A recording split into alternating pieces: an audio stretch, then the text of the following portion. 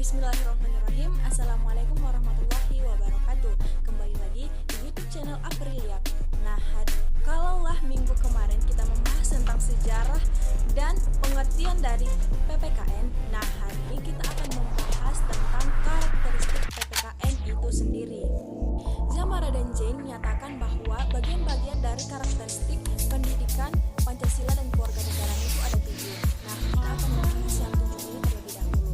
Check it out. Yang pertama, menekankan pada pemecahan masalah. Maksudnya ini adanya suatu masalah yang harus dipecahkan. Yang kedua itu bisa dijalankan dalam berbagai konteks. Yang ketiga, mengarahkan siswa menjadi pelajar yang mandiri. Yang keempat,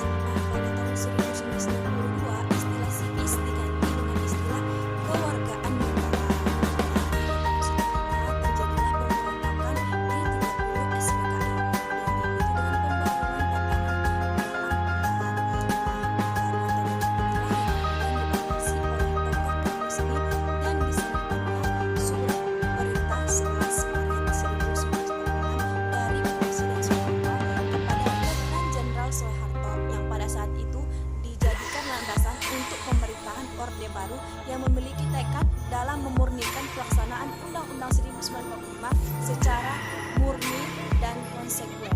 Lanjut, pada tahun 1968 ditetapkannya kurikulum berkaitan dengan mata pelajaran kewargaan negara, diganti dengan pendidikan kewargaan negara atau yang kita singkat sebagai PK dan ini itu huruf kecil. Nah, pada mata pembelajaran PPKN di SD atau ini terdapat isi yang meliputi yang pertama itu pengetahuan kewargaan negara, yang kedua sejarah Indonesia dan ilmu dunia. Next, pada tahun 1932 istilah ilmu kewargaan negara atau yang kita singkat dengan IKN sebagai pengganti istilah sivis, sedangkan pendidikan kewargaan negara atau kita singkat sebagai KN, N-nya itu huruf besar, sebagai pengganti istilah civic education. Nah, IKN ini sebagai disiplin ilmu, sedangkan PKN ini sebagai program pendidikannya.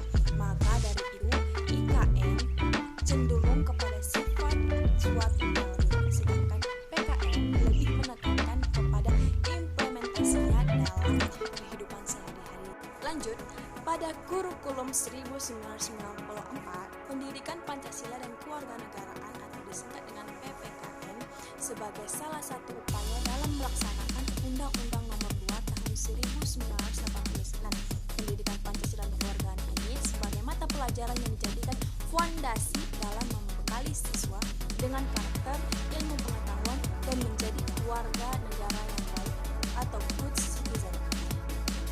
Yang ketiga ada masa perkembangan era reformasi sampai sekarang. Yang pertama itu kurikulum 1999. Nah, PPKN di sini tidak lagi hanya diajarkan dalam bentuk hafalan, tetapi dikerjakan melalui pengalaman sehingga menjadi terbiasa. Pengalaman yang dilakukan peserta didik ini harus berlandaskan dengan sifat-sifat atau nilai-nilai dari Pancasila itu sendiri. Maka dari itu, pada kurikulum ini, guru perlu berupaya membangun lingkungan dan suasana belajar yang demokratis maupun bersifat kritis sebagai miniatur kehidupan bermasyarakat. Untuk mendukung pembelajaran PPKN digunakan aneka ragam sumber belajar yang relevan. Yang kedua ada kurikulum berbasis kompetensi pada tahun 2004. Nah, pada mata pelajaran pengetahuan sosial, ruang lingkup kajian pendidikan kewarganegaraan dinamai dengan aspek sistem berbangsa dan bernegara sebagai salah satu dari 5 aspek mata pelajaran pengetahuan sosial. Nah, keempat aspek lainnya dari mata pelajaran pengetahuan sosial tersebut adalah yang pertama, sistem sosial dan budaya, yang kedua, manusia, tempat dan lingkungan, yang ketiga, hak asasi manusia, dan keempat, kebutuhan hidup, yang kelima, kekuasaan dan politik, yang keenam, masyarakat demokratis, yang ketujuh, Pancasila dan konstitusi negara, dan yang terakhir, globalisasi. Yang ketiga adalah kurikulum tingkat satuan pendidikan atau yang biasa dulu kita sebut itu KTSP, ya kan.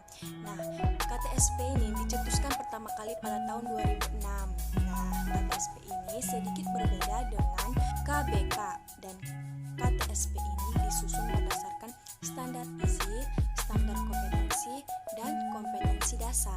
Hal ini dimuat di dalam Permendiknas nomor 22 tahun 2006 tentang standar isi yang berisikan mata pelajaran pendidikan kewarganegaraan yang merupakan mata pelajaran yang memfokuskan pada pembentukan warga negara yang memahami dan mampu melaksanakan hak dan kewajibannya untuk menjadi warga negara yang cerdas, terampil, dan berkarakter yang diamanatkan oleh Pancasila dan Undang-Undang 1945.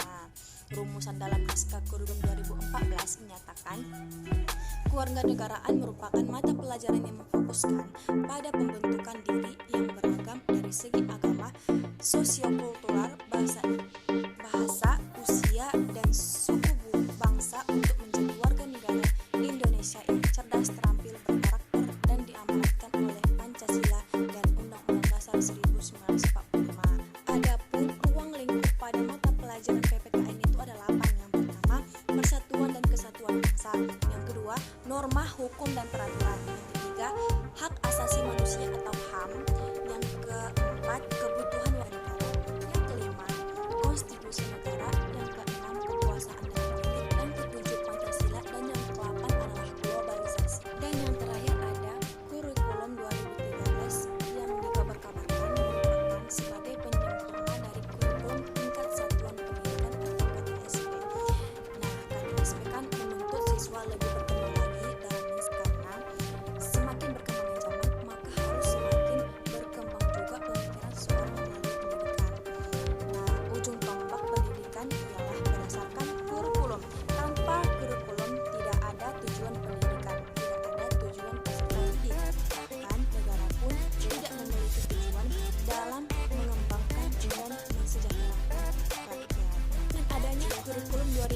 2019 ini menjadikan posisi mata pelajaran PPKN sangat diprioritaskan, bahkan masuk ke dalam mata pelajaran yang wajib. Nah, perubahan kurikulum itu sendiri dijadikan sebagai suatu keharusan atau kewajiban dalam suatu sistem pendidikan agar pendidikan tetap terbaik dengan tuntutan zaman, tidak ketinggalan zaman, dan harus up to date.